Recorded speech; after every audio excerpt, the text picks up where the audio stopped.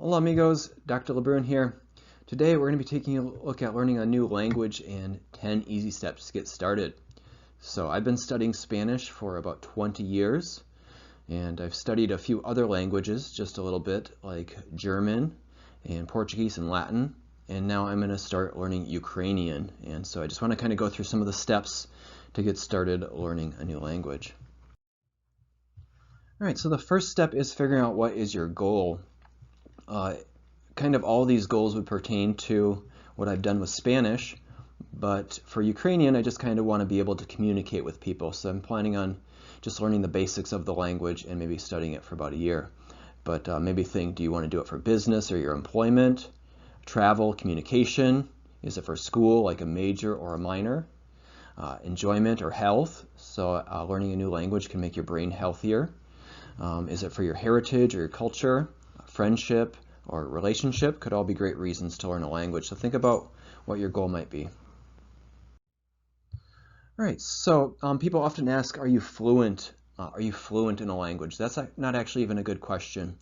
So they should be talking about proficiency level. There's different levels, and this is coming from the American Council on Teachers of Foreign Languages, and I'll put a link in the comment section below where you can check out. They've got this cool triangle. But anyways, so for Spanish 1, we typically have 181 class days. They're about 50 minutes, and then sometimes students have a homework outside of class. So I'd probably say a level 1 for a language, where we learn the language pretty intently. The students are going to spend about 200 hours. So that's going to be level 1, and that's going to get you to the novice level. And there's different levels of the novice, or all the different levels. There's a low, a medium, and a high. So there's kind of a range in all the different levels. And typically our goal is to learn about 1,000 new words in each year of language instruction. So if you want to get to the intermediate, maybe that's what you mean by fluent, where you can kind of start communicating, not perfectly, on a variety of different topics, or advanced, or if you want to be distinguished in a language, it's going to take you a lifetime. But anyways, if you're interested in learning more about that, I'll put a link to the ACTFL description below. All right, so kind of where to get started. You just want to get started with the basics. So the first thing you want to do is start learning the alphabet. So in Spanish, the alphabet is pretty similar, not exactly the same, but pretty similar to English. So you got to think how different or how similar is the language that you want to start learning. I've looked at Chinese just a little bit, and that's very challenging with a different language, or Japanese. I've also looked at Arabic a little bit, and there's actually about 4,000 words that have similarities between Spanish and Arabic, because the Arabs were in Spain for about 800 years.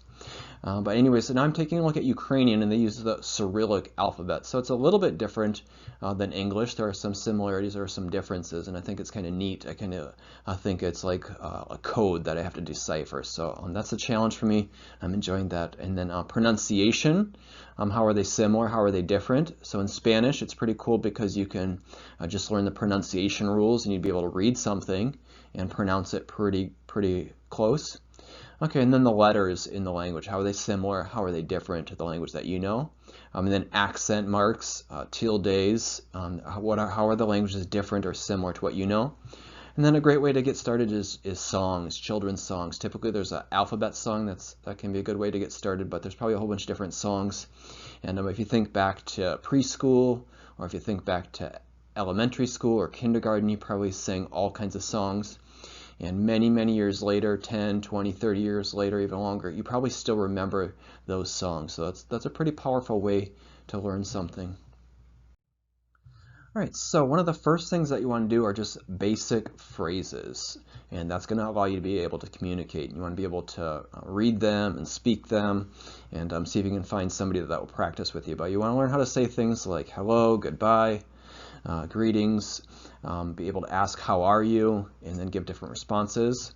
And then what are some common questions and responses? Talk about age, where you live, do you speak this language, do you speak my language? So just start learning the basic phrases. What I've done in my exploratory language class is just given the students maybe 20 different languages, and then I have them create a basic dialogue where they have to remember or memorize 6 different phrases, and then their partner does the same thing. And that's a great way, a great introduction to the language. All right, then numbers are vitally important. If you look at all the different ways that numbers are used, so maybe you want to start from 0 to 100, or maybe you want to get up into the hundreds or thousands, depending on what your goal is. But you can use it for time, the date, year, age, addresses are going to be really important if you're traveling around, money, the price of something if you're going to be buying stuff and interacting, and temperature, and a lot of places use the Celsius or centigrade system, so that's something to be aware of as well. Okay, also the question words. I believe that the question words in Spanish, I've come up with about 10 different question words. There's different forms. There's plural, there's singular. Some of the adjectives need to match up with the nouns. They can be masculine or feminine, but knowing what who, what, when, where, why, how much, how many are probably going to be about the 10 most important words to learn in a new language. So definitely get those figured out. And then starting to learn vocabulary. So again, if you study a language for about a year, maybe expect to learn about 1,000 new words, or your goal should be to learn 1,000 new words. So food are going to be important words if you're going to be eating places, family, school supplies, everyday items, and then words that are specific to your goal. And so in the Spanish too, kind of the theme is traveling, preparing students to travel into the Spanish-speaking world. So it starts off with the airline or train travel, functioning in a hotel, functioning in a restaurant. So think about what is your goal and what are things that you're going to be required to do to meet your goal, and you want to learn vocabulary to do that. All right, then also grammar is going to be important. So again, it depends what your goal is. Do you want perfect grammar? Do you just want to be able to communicate, to form sentences, know how adjectives work? Articles like the, or a, and, or some are going to be important in the language. Verb tenses, the present tense, the future tense, the past tense, and then also exceptions to the rule.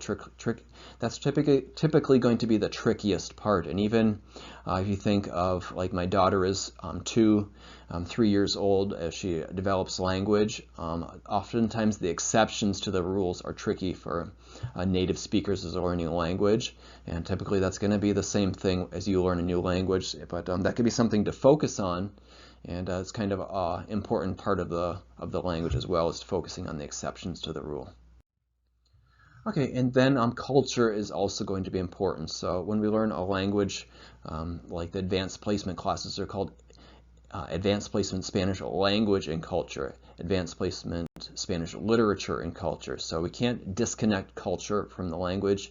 And we have a concept, we call it the three P's. So the first one, products, like food or exports or music or literature or movie. What are the products that come from this culture? That's going to show something that's important to them, or some resources that their country has. And then how about practices? When do they eat their meals? What are things that they do with their meals? How do they greet people? Do they kiss each other on the cheek?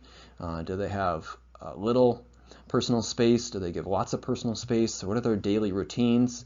Celebrations? What are their practices? And then the perspectives might be based on religion, or the history of the country, the politics of the country, geography of the country.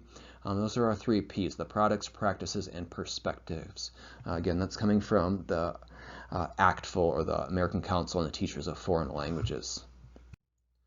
All right, then how can you start learning? How can you start learning a new language? So it comes down to practice, practice, practice. So oftentimes in Spanish class, we might learn the endings for AR verbs, and they can go o, as, a, amos, on. It can be a song for the present tense AR verbs. And so it just takes me 10 seconds to explain the endings, but the students are not going to get that in 1 minute. They're going to have to practice, and we'll probably spend about 2 weeks practicing that one concept, along with the vocabulary, maybe a few other grammar concepts, but just that one little concept, they're going to have to practice and practice and practice to get it right, to be able to use it in reading, writing, speaking, and listening.